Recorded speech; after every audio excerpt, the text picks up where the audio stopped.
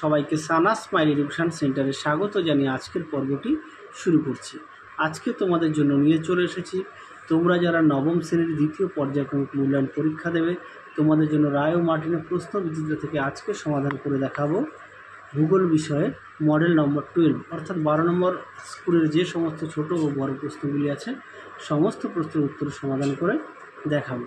তোমাদের আগের ভিডিওতে আমরা ভূগোলের 1 থেকে 11 নম্বর মডেল সেট সমাধান করে দেখিয়ে দিয়েছি। এছাড়াও তোমাদের সাজেশান দেওয়া আছে ইতিহাস, ভূগোল ও জীবনবিজ্ঞান বিষয়ে। তোমরা যারা এখনও দেখো না, ওদের প্লেলিস্ট টেবিলে পেয়ে যাবে। চলো দেরি না করে মূল বিষয়ে যাওয়া যাক। প্রথমে আছে দেখো, বিকল্পগুলি থেকে ঠিক উত্তরটি নির্বাচন করে লেখো। এক দাগের প্রশ্ন দেখো, কোনো স্থান ও তার প্রতিবদ্ধ স্থানের সময়ের পার্থক্য হয়, এটা উত্তর হবে বি 12 ঘন্টা।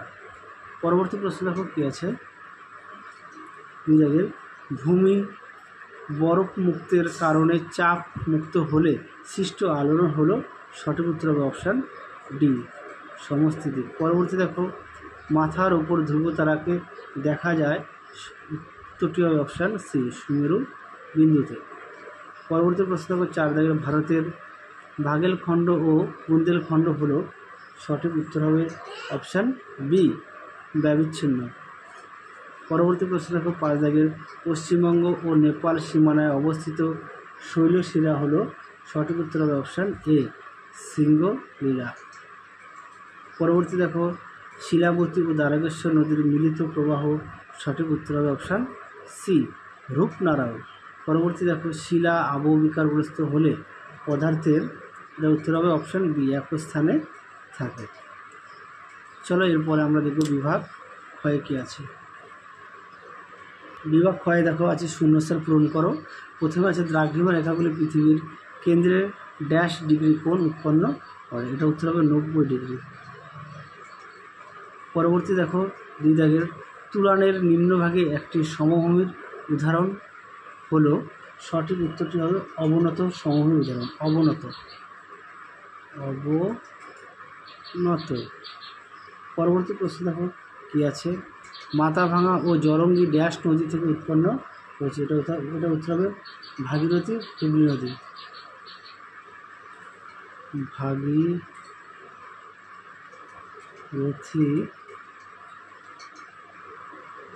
হুগলি নদী।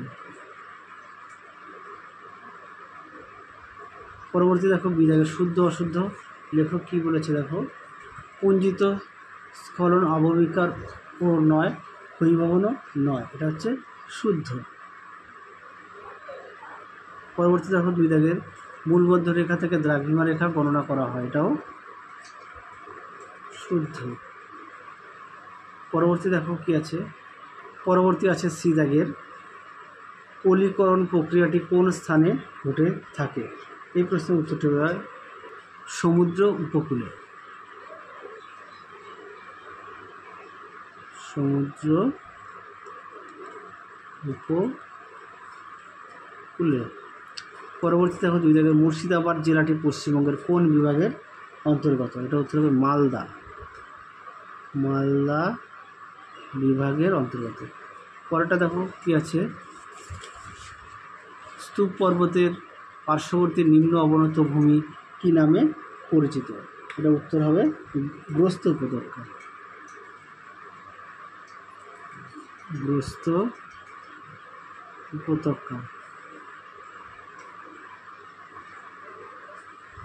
গ্রস্ত উপত্যকা। চলো পরবর্তী প্রশ্নের উত্তর দেখো কি আছে। 3 দাগের, নিচের প্রশ্নগুলির সংক্ষিপ্ত উত্তর দাও। প্রথমে আছে 1 দাগের, ক্রোনোমিটার কি। চলো প্রশ্নের উত্তরটা দেখে নাও।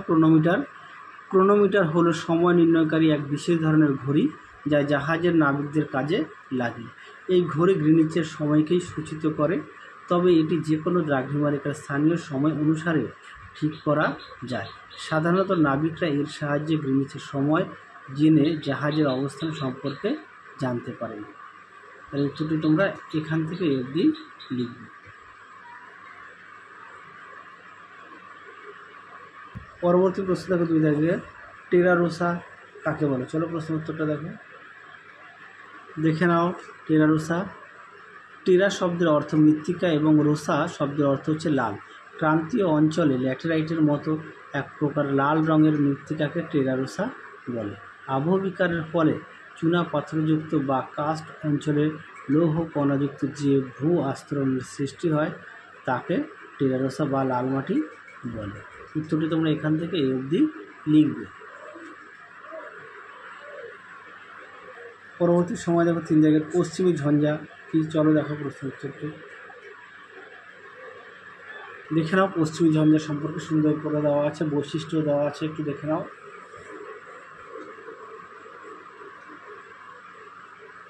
যাদের বই আছে অবশ্যই বই থেকে পড়বে, যাদের বই নেই তোমরা একটু খাতায় লিখে দিয়ে পড়বে।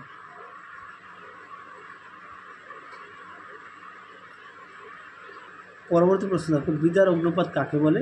দেখে নাও প্রশ্ন উত্তরটি তোমাদের খাতায় লিখে দিয়েছে। দেখে নাও প্রশ্ন উত্তরটি এখান থেকে এই অবধি তোমরা লিখবে। ভূপৃষ্ঠে দীর্ঘ ফাটল বা বিদার বরাবর বিস্ফোরণ ছাড়া শান্তভাবে এবং ধীরে ধীরে ম্যাগমা নিঃসৃত হওয়াকে বিদার অগ্নুপাত বলে। যেমন ভারতের দাক্ষিণাত্য মালভূমি। তোমরা উত্তরটি এখান থেকে এই অবধি লিখবে। চলো পরবর্তী প্রশ্ন দেখো কী আছে।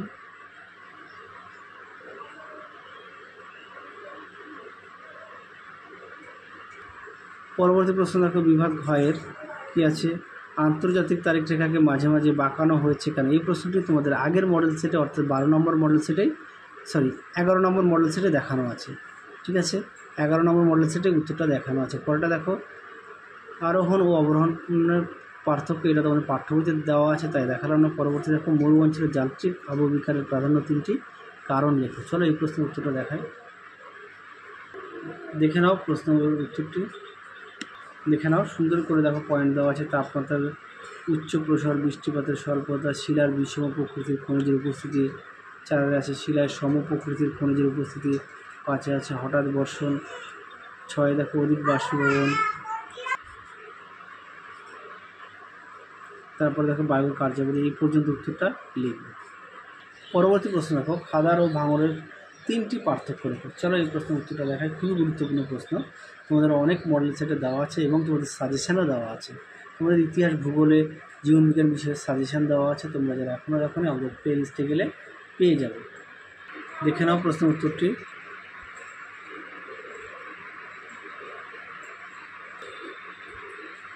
পরবর্তী প্রশ্ন দেখো পশ্চিমবঙ্গের জলবায়ুতে মৌসুমী বায়ুর প্রভাব আলোচনা করে। খুবই গুরুত্বপূর্ণ প্রশ্ন এই প্রশ্নটি। হ্যাঁ, তোমাদের সাজেশানও দেওয়া আছে এই প্রশ্নটি। চলো উত্তরটা দেখো। দেখে নাও প্রশ্নের উত্তরটি, প্রশ্নটা দেখে নাও, উত্তরটা দেখে নাও।